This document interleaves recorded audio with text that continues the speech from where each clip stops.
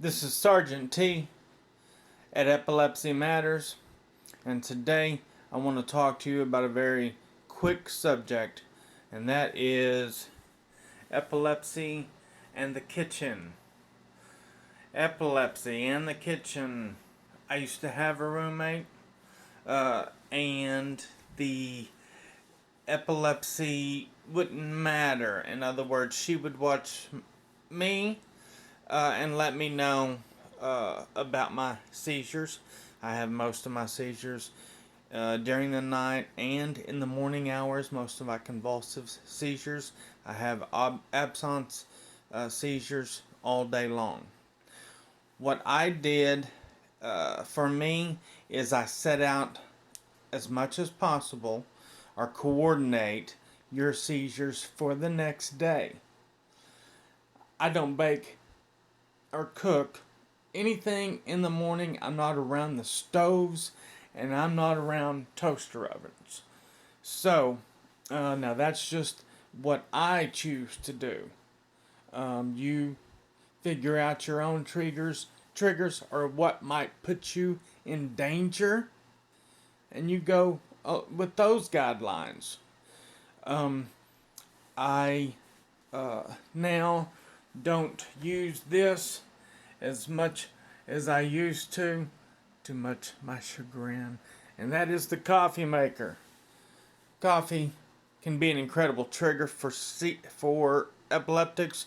Caffeine causing the triggers. If you have a small amount or you have a large amount, that's up to you. You don't even have to quit. You figure out your trigger and then you try to work around that. At Epilepsy Matters, and Sergeant T always recommends to increase your chance to not be harmed in a epileptic seizure. And I try to increase or decrease the chances of my having a seizure. I try to plot out all possible triggers and then try to avoid them. So if you were in a kitchen, make sure you let your family member know that you are in this kitchen. Let your spouse know. Let your significant other know. So that they can be in the kitchen with you in case something were to happen. I haven't taken out my trash yet, but here I'm going to show you the trash can is behind. This is a chair that I keep in here. Unless I think that I may be having a seizure, I can have a quick place to sit down that would at least give me that much of a break of falling onto the floor.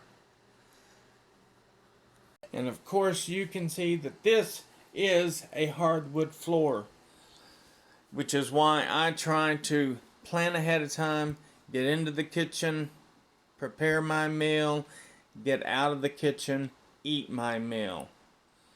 Don't let the room dictate how bad your injury is. You overcome that injury by preparing ahead.